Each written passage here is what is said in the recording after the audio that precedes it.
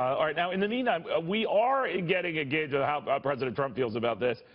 One of his single greatest accomplishments so far in the eyes of his critics and those who love the guy is this Gorsuch appointment, that it was a solid choice. Now, you, depending on your political point of view, but he continues to tweet about this and other matters that he says are in his interest. And if you think he's going to dial back those tweets, the indications are that he's not. Telling the Financial Times he thinks it's a way to bypass the so-called fake media to former Obama campaign Florida State Director Steve Sell, former Bush 43 speechwriter Charlie Fern.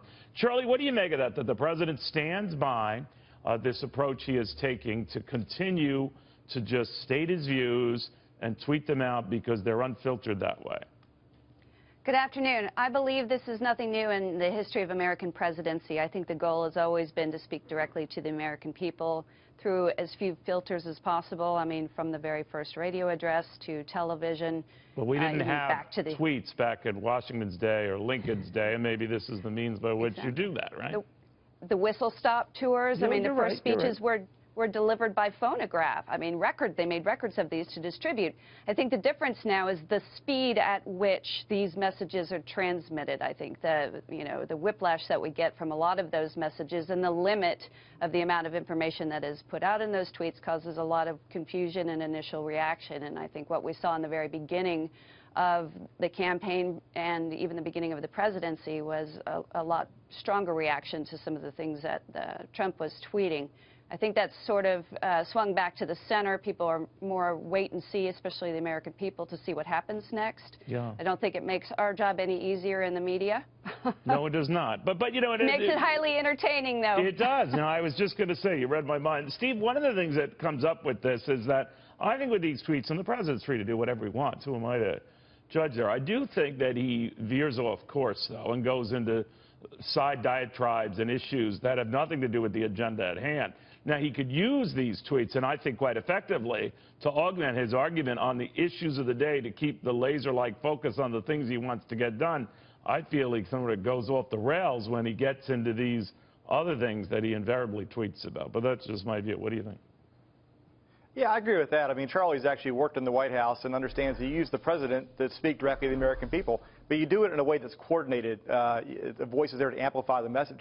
The problem is, I just looked this morning, about 50% of the president's most recent tweets have nothing to do with anything he's trying to accomplish in Washington. And for somebody who's actually working in the White House, I can't imagine day to day trying to manage the message when all of a sudden your president just sort of spouts off on something completely unrelated to what you're trying to get done.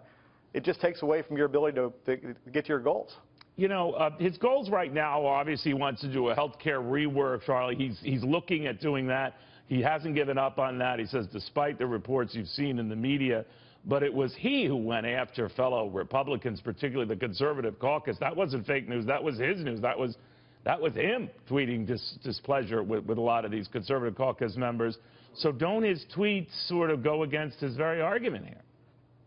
Actually, it's a double-edged sword, isn't it? Trying to speak directly to the people, but doing it in such a quick way that he can be either emotional or misinterpreted.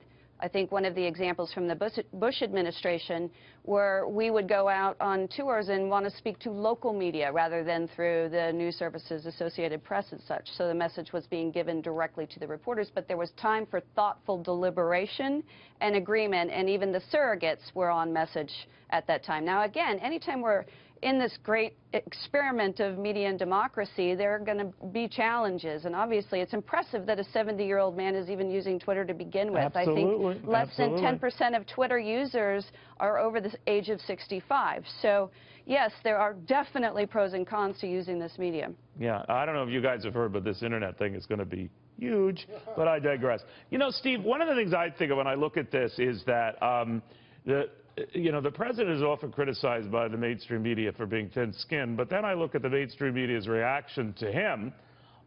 They seem pretty thin-skinned about his caricature of them.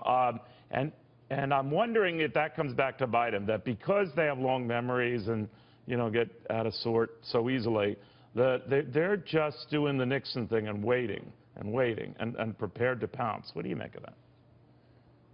Well, I think everybody's trying to figure out their way in this new world. I mean, President Trump, say what you want about him, has completely changed all the conventions that existed prior to this. I mean, I can't imagine anybody in Obama's White House, Obama acting like this. I'm sure Charlie looks at this sometimes and goes, there's no way I could have seen my guy do this either. So I think part of this is just people trying to figure out what their place in this new world is. And I'm sure it's pretty strange to be sitting in the briefing room and having the president, tweet your name directly and trying to figure out how you respond to it.